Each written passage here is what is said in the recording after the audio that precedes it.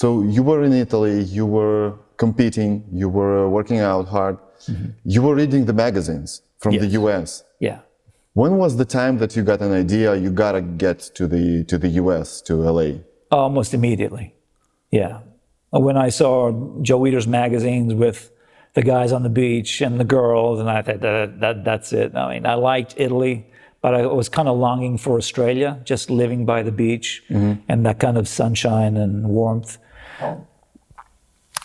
California seemed like a better version of Australia. And if that was the Mecca, that's where Joe Eater was, that's where Arnold was, Columbo was there, Frank Zane, all my idols were there. The epitome of bodybuilding was in Los Angeles. So I felt that if I went there, I'd be accepted for what I'm doing. Whereas in Italy, I just was not accepted. You know, I'd have to cover up just going in the center. Did you felt that way? Yeah, the first time, my son just asked me this. When I was 14, I was just walking down the street on a major street in Rome, and this little girl goes, "Look at this boy, look at his muscles." I'm like, she's talking about me, the muscles, people are noticing what I'm doing. That's great.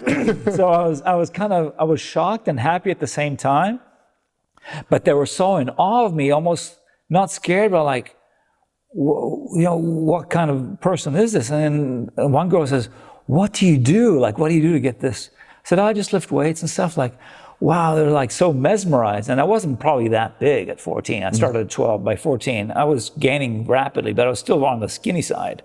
But for Italy, that was unheard of. No other athlete had that kind of muscle. But then as I got bigger and bigger, people just always staring, always looking, always like, "Oh, this guy." But in a bad way, right? In Italy, unfortunately, yes, yeah.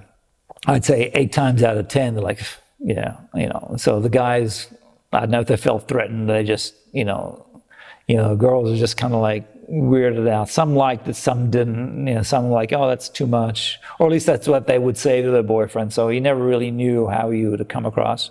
So a lot of times I would just cover up because I don't want to be bothered. I'm just going to the gym, or I'm going to school. You know, I don't want the whole bus turning around looking at my arms. I would just try to cover up as much as possible.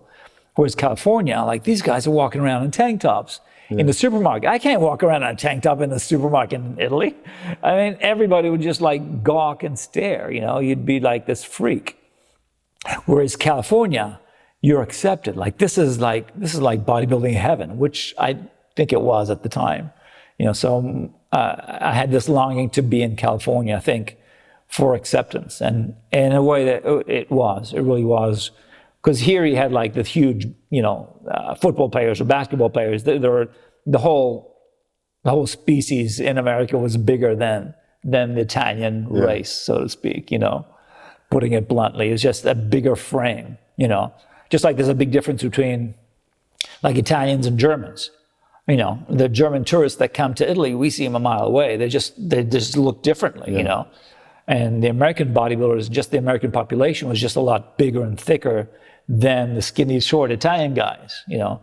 So I wasn't as much of a freak here, you know. I just kind of blended in, which is great. If you like this short clip, you are more than welcome to watch the full episode on my other YouTube channel called Apollo the Original.